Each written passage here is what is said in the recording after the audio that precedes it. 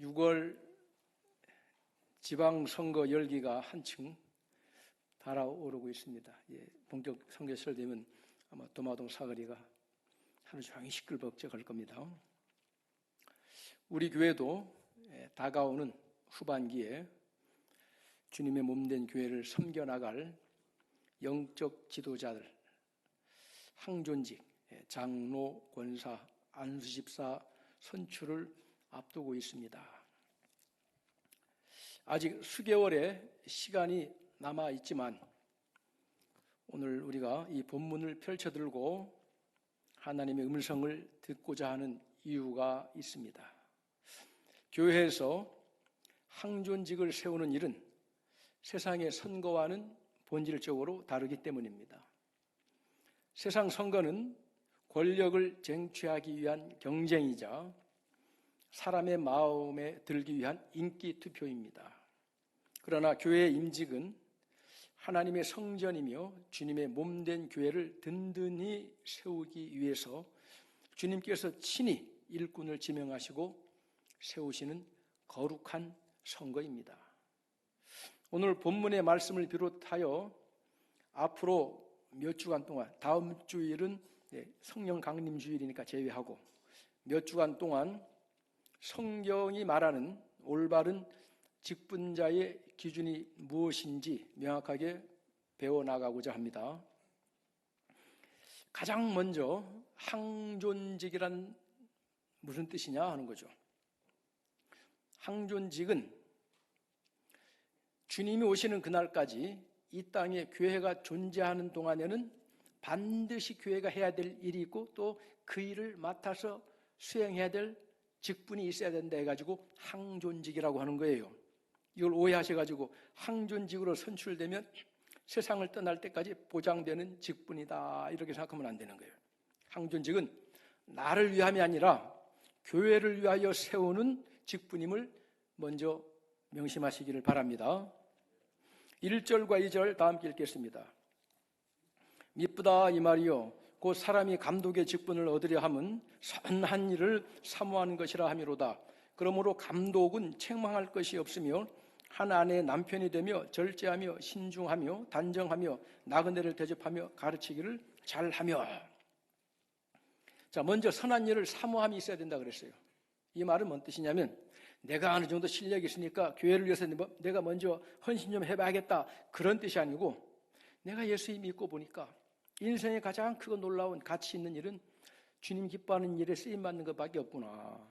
그럼 뭐라도 주님 기뻐하는 일이라면 협력하고 싶고 이제 이렇게 하고 싶다는 그 선한 의도를 얘기하는 것입니다. 선한 의도. 그런 마음을 품은 자들. 뭐 억지로 하듯이 뭐 하고 아니면 마치 무슨 명예직이나 되는 것처럼 당신이 해야 됩니다. 이런 식이 아니고 당사자가 내 하나님 영광 위하여 내가 무엇이라도 나는 하면서 살아야지 하는 그 순수한 마음이 우러나는 사람들이라야 된다는 거죠.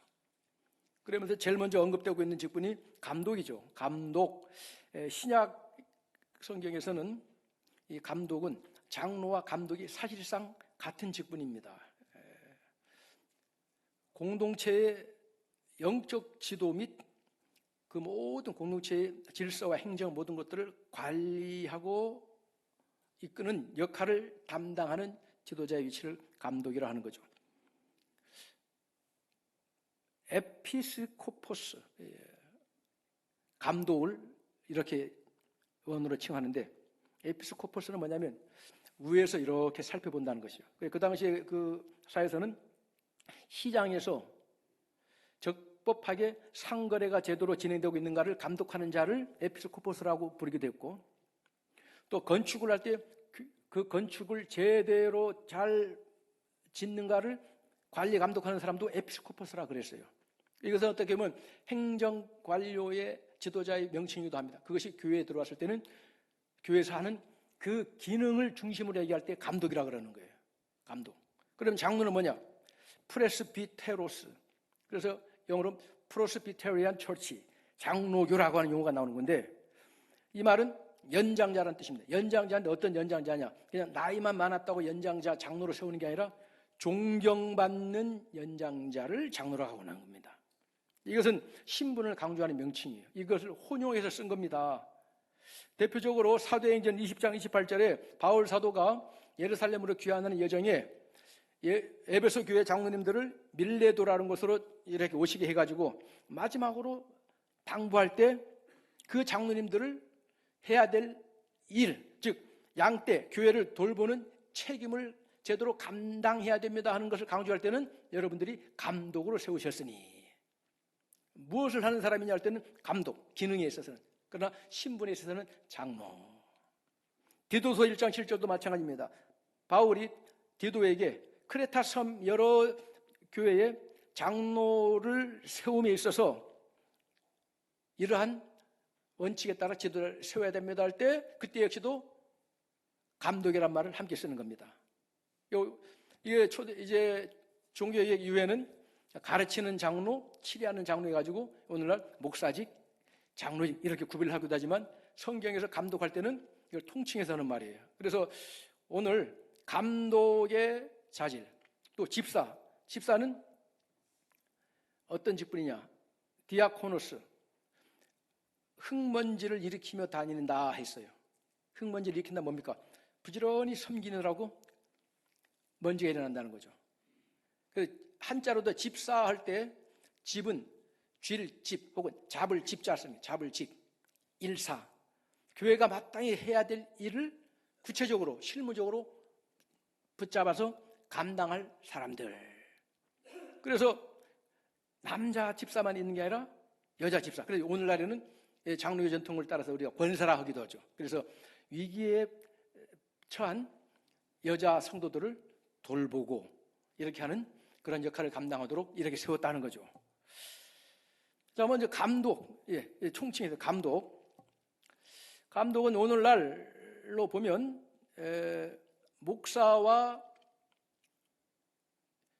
장로들로 구성된 당회원들에게 해당되는 지침이라고도 할 수 있습니다. 네, 하는 기능이 그러니까. 자, 그렇다면 당회원이다. 특히 우리 교회는 담임 목사 및 장로에 대한 엄격한 기준을 세워놓았습니다. 이건 한국교회 어디에 내놔도 타의 추종을 불허할 만큼 엄격한 기준을 세워놓았어요. 교회 규약으로 담임 목사와 당회원, 장로에 한해서 임기 5년 재신임 제도를 실시하고 있습니다. 이에 대한 내력을 좀 설명드리자면, 부족한 종이 대전 그리스도의 교회 담임 목사로 임직된 후에 담임 목사로서 제일 먼저 행한 공적 업무는 무엇이냐면, 그 당시에 기존 교회 규약을 개정하는 교회 규약 개정위원회를 조직하고 모든 세부 사항을 위원회에 전담 일임하는 일이었습니다. 당시 우리 문찬 장로님도 그때 아마 위원장 하셨을 걸로 기억되는데, 규약 개정위원회는 유수의 한국교회 전반의 그 교회 규약들을 리서치했습니다. 그리고 난 다음 담임 목사 및 시무장로 5년 재신임 개정안을 만들었습니다. 저는 그때 담임 목사로서 최종 검토할 때 주님이 기뻐하시는 건강한 교회를 위하여라는 교인들의 염원을 존중히 여기는 심정으로 일체의 의견 첨가 없이 원안 그대로 재직 총회에 상정하였습니다. 그 결과 총 재직 3분의 2 이상의 찬성으로 통과가 됨으로써 대전 그리스도교회 역사에 새로운 장이 펼쳐지게 된 것입니다. 만약에 그 당시에 제가 한국교회의 통상적인 담임 목사 정년 제도에 안주하려는 마음을 품고 있었다면 담임 목사 및 장로 5년 재신임 규약은 재직 총회에 상정되지 못하였을 것입니다. 우리 교회의 재신임 제도가 신설된 후에 저는 여러 가지 일들을 겪게 되었습니다. 그 중에 한 가지는 어떤 일을 겪었냐 하면, 그리스도 교회의 목사님들과 장로님들 다수가 모인 공적 자리에서 그 당시 지도자 위치에 계신 목사님들로부터 심한 꾸중을 듣는 수모를 당하기도 했습니다.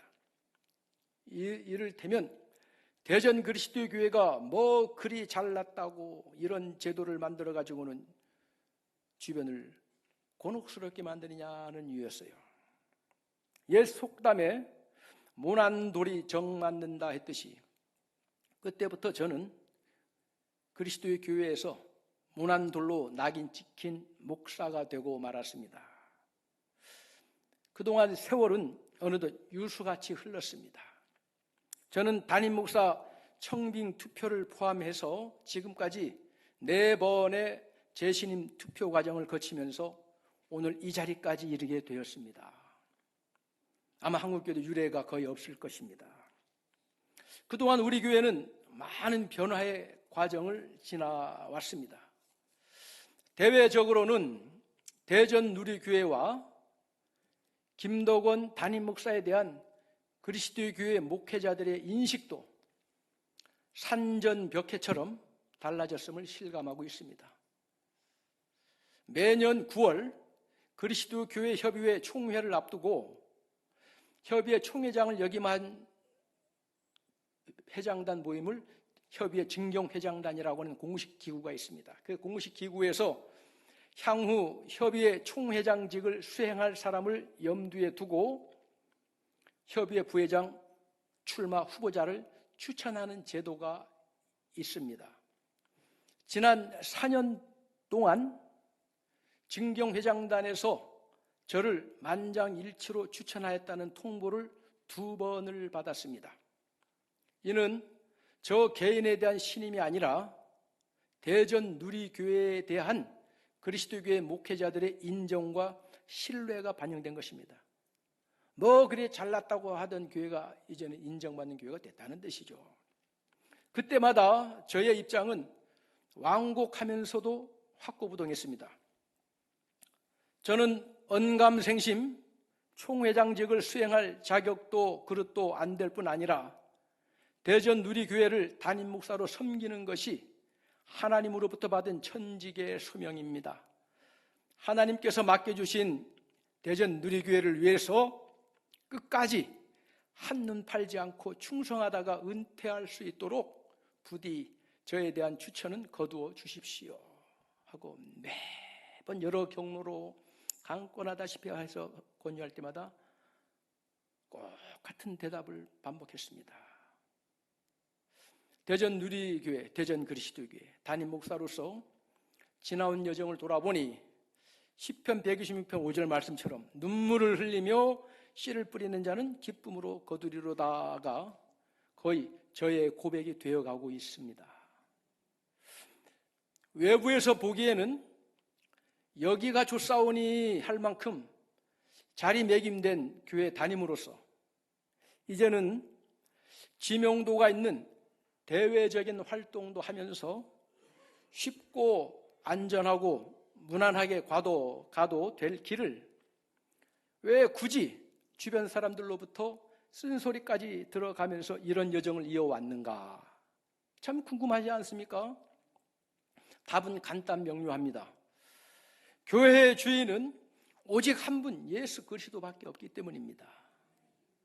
저는 담임 목사직을 부름받고 시작할 때도 교회의 머리 대신 예수님의 종놈이고 이 담임 목사직을 기한을 다하여 마칠 때도 주인 대신 예수님의 종놈일 뿐입니다.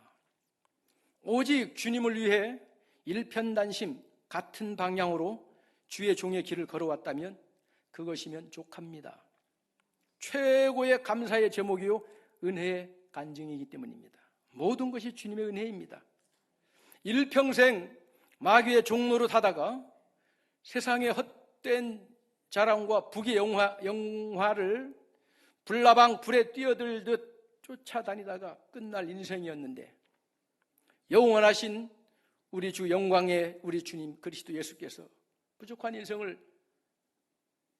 주의 종 목회자로 불러주시고 쓰임받게 하셨으니 이 어찌 은혜입니까? 그래서 저는 늘 혼자 중얼중얼 뇌까리는 찬송 중에 가장 많이 부르는 게 나 같은 죄인 살리신 주 은혜 놀라워. 할렐루야. 저는 성경에 입각해서 담임 목사직은 한 번 맡으면 자신이 그만둘 때까지 누구도 간섭할 수 없는 철옹성의 자리가 되어서는 안 된다고 믿습니다. 주님의 피로 세우신 교회는 마지막 날까지 하나님 나라의 지경을 복음으로 넓혀나가는 지상 명령을 수행해야 할 역사적 사명이 있기 때문입니다. 그러므로 모든 교회의 담임 목사직은, 즉 모든 교회의 말씀 사역을 맡은 감독은 주님 다시 오시는 그날까지 대를 이어가면서 달려가야 할 주자와도 같습니다. 지금 달리고 있는 주자가 다음 주자에게 바통을 넘겨줄 때 여러 가지 장면이 연출될 수 있을 것입니다. 첫 번째는 나 아니면 안 된다는 신념으로 끝까지 달려가다가 지쳐서 중간에 추월당하고 마는 경우가 있을 것이고, 또 한 가지는 다음 주자에게 바통을 넘겨줄까 말까 머뭇거리다가 그만 바통을 땅에 떨어뜨리고 마는 경우가 있을 것이고, 또 한 가지 경우는 최고의 스피드를 유지한 상태에서 다음 주자를 견인하듯이 앞선 자세에서 바통을 넘겨주는 경우가 있을 것입니다. 이 세 가지 중에서 가장 성공적인 바통 체인지 장면은 몇 번째인지 여러분들이 너무나 잘 아실 거예요. 사랑하는 성도 여러분, 교회를 섬기는 일은 세상의 그 어떤 공직보다도 엄중하고 막중한 책임이 수반되는 소명의 자리입니다. 지도자가 어떠하냐에 따라 그가 섬기는 공동체는 직접적인 영향을 받습니다. 교회의 지도자가, 즉 감독, 담임 목사와 장로들 뿐이겠습니까?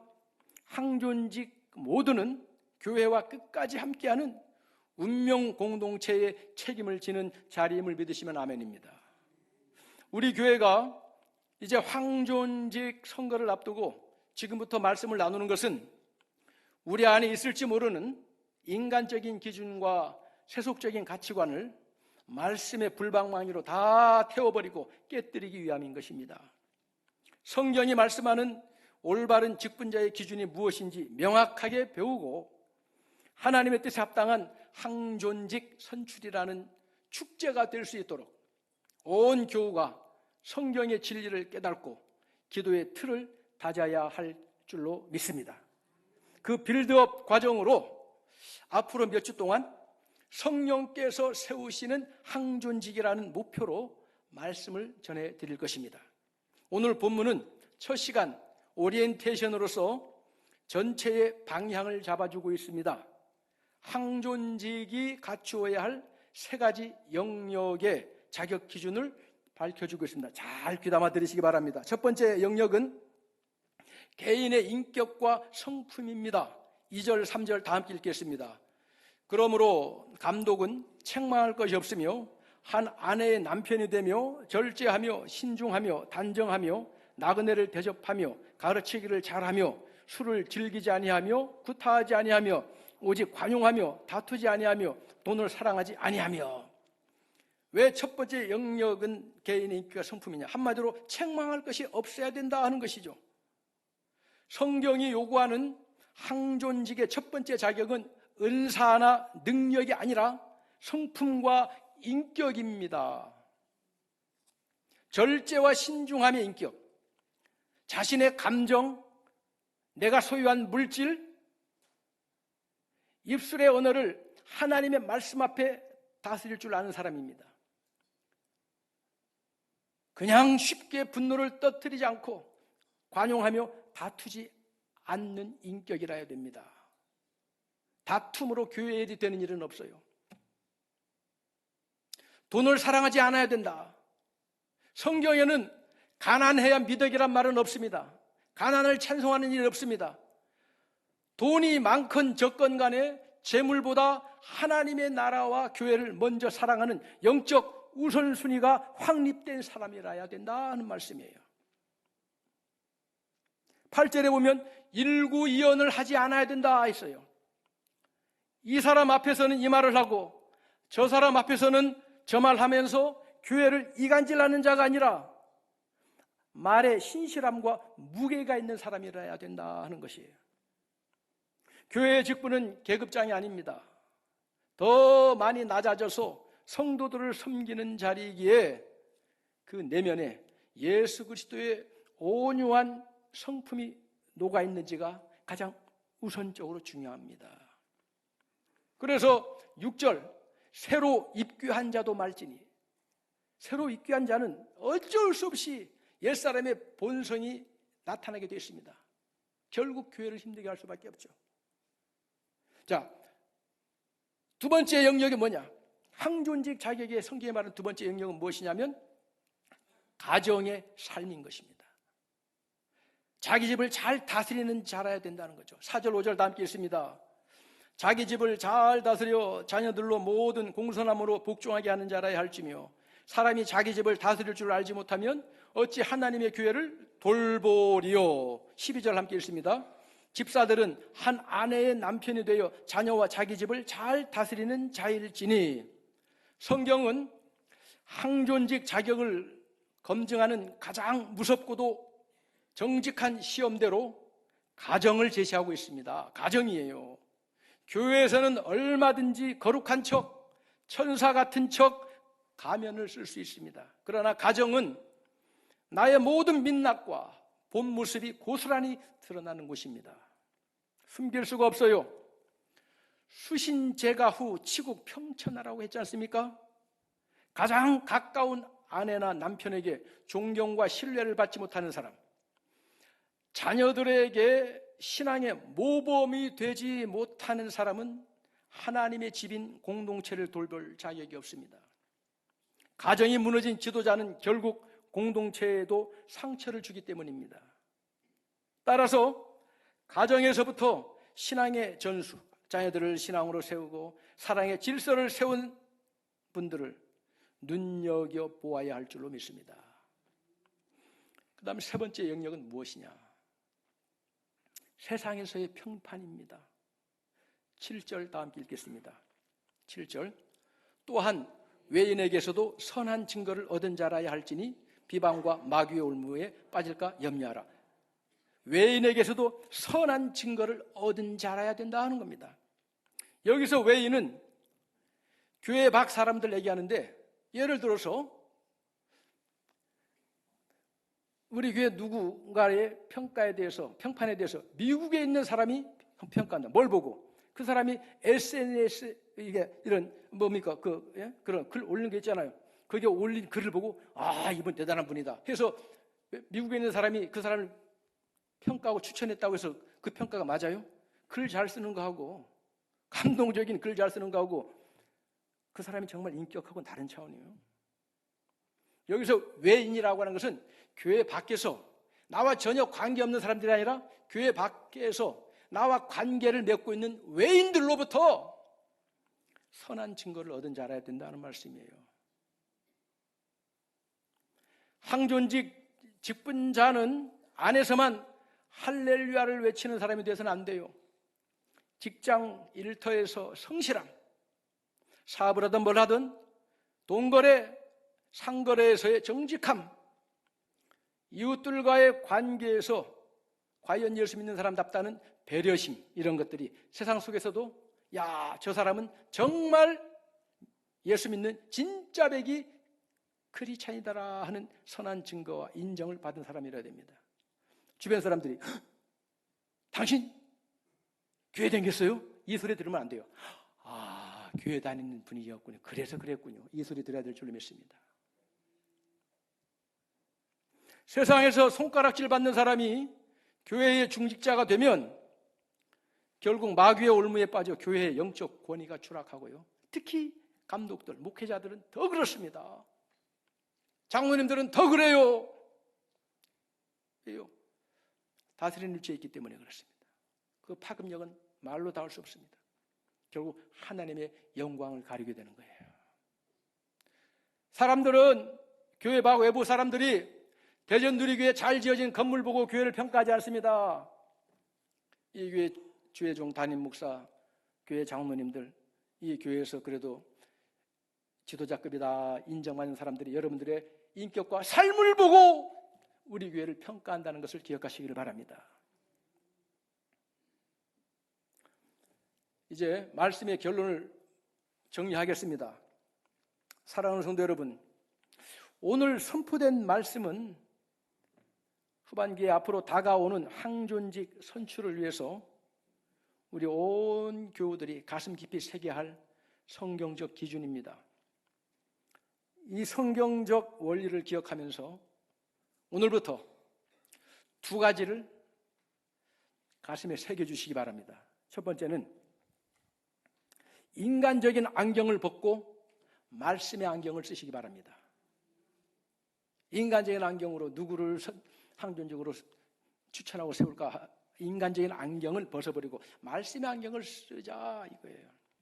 학연, 지연, 나와 가깝다 멀다 친소관계 혹은 가문의 영광의 이유로 표를 주는 세속적인 정치를 교회 안으로 들여오지 않게 되기를 축원합니다. 그럼 성경적 안경을 쓰고 볼 때 뭘 기준으로 봐야 되느냐? 누가 더 이름 없이 빛도 없이 묵묵히 꾸준하게 기도하는 사람인가를 보셔야 돼요. 왜 기도인 줄 아세요? 기도하는 사람과 안 하는 사람의 차이는, 인간적 차이는 눈에 드러납니다. 자, 기도를 안 해도요, 사람 좋은 사람은 그만큼 교회 봉사하고 좋은 일을 합니다. 딱 거기에 머물러요. 자기 한계에 머무릅니다. 그런데 기도하는 사람은 자기 한계를 초월합니다. 나의 어떤 감정과 나의 어떤 역량과 내가 할 수 있다고 하는 그 수준에 머무는 것이 아니라 나의 역량을 초과하고, 때로는 내가 감정적인 상처를 받고 여러 가지 장애를 만나도 기도하는 사람은 내 인생이 주님 주권에 있음을 날마다 고백하며 주님 발 앞에 엎드리기 때문에, 주님이 그 사람을 들어 쓰기 때문에 자기 한계를 초월하는 거예요. 그래서 기도하는 사람이라야 되는 겁니다. 사람 좋은 사람 뽑으라는 소리가 아니에요. 하나님이 쓰실 사람, 자기 한계를 초월하는 사람. 또 성경적 안경을 쓰고 뭘 봐야 되느냐? 누가 과연 교회의 아픔을 비방거리로 여기지 아니하고 나의 아픔으로 여기고 내 마음 깊이 묻어놓고 주님 앞에 애통의 눈물을 흘릴 사람이 누구냐 하는 걸 보시기 바랍니다. 판단과 비방은 우리 다 선수입니다. 그러나 교회의 아픔이 나의 아픔이 되는 건 다른 차원이에요. 누가 오늘 이 말씀의 기준에 부합하는 인격과 삶의 태도를 이루기 위해서 부단히 자기를 쳐서 복종하려고 애쓰는 사람인가? 완벽을 말하는 게 아니에요. 우리 다 완벽하지 않습니다. 넘어집니다. 무너집니다. 그럼에도 불구하고 우리의 방향이 주를 향하여 나가는, 회개할 줄 알고 돌아볼 줄 알고 하는 이 방향성에 서 있는 사람을 볼 수 있는 눈은 성경적 안경을 썼을 때만 가능한 줄로 믿습니다. 두 번째 우리가 마음에 새겨야 될 것은 뭐냐? 직분은 명예가 아니라 낮아짐의 상급이 있는 자리예요. 13절 다 함께 읽겠습니다. 집사의 직분을 잘한 자들은 아름다운 지위와 그리스도 예수 안에 있는 믿음의 큰 담력을 얻느니라. 초대교회 직분자들은요, 직분을, 즉 항존직을 받는 순간 교회의 가장 힘들고 굳은 일을 맡았습니다. 갈등에 있는 그 일을 맡았습니다. 스데반처럼 가장 먼저 순교의 제물이 되기도 했습니다. 그런데요, 상급이 있어요. 그리고요, 그의 후대들을요 하나님이 세워주십니다. 앞으로 항존직으로 피택되실 분들은 군림하는 자리가 아니라 성도들의 발을 씻기는 예수님의 자리, 종의 자리임을 기억하시면서 두렵고 떨림으로 사모해야 될 줄로 믿습니다. 오늘부터 항존직 선출이 이루어지는 그날까지 우리 모든 대전누리교회 믿음의 공동체 온 교우들이 한마음으로 기도하며 준비할 때 대전누리교회 새예배당 시대가 출범한 이후 첫 번째 치러지는 항존직 선출은 우리 교회가 대대손손 영적으로 도약하고 성령으로 하나 되는 복된 분수령이 될 줄로 믿습니다. 그런 은혜가 우리에게 충만하게 이루어지기를 사모하면서 우리 세 가지 기도의 제목을 붙잡고 이 시간 다 함께 통성으로 기도하겠습니다. 기도의 제목 한번 보실까요? 크게 한번 외칩니다. 말씀과 성령의 기준으로 분별하게 하소서. 교회가 시기와 분쟁 없이 성령 안에서 하나 되게 하소서. 세워질 직분자들과 온 성도가 섬김의 종으로 서게 하소서. 다시 한번 읽습니다. 말씀과 성령의 기준으로 분별하게 하소서. 교회가 시기와 분쟁 없이 성령 안에서 하나 되게 하소서. 세워질 직분자들과 온 성도가 섬김의 종으로 서게 하소서. 이 시간 주의 이름 크게 한번 부르고 다 함께 기도하겠습니다.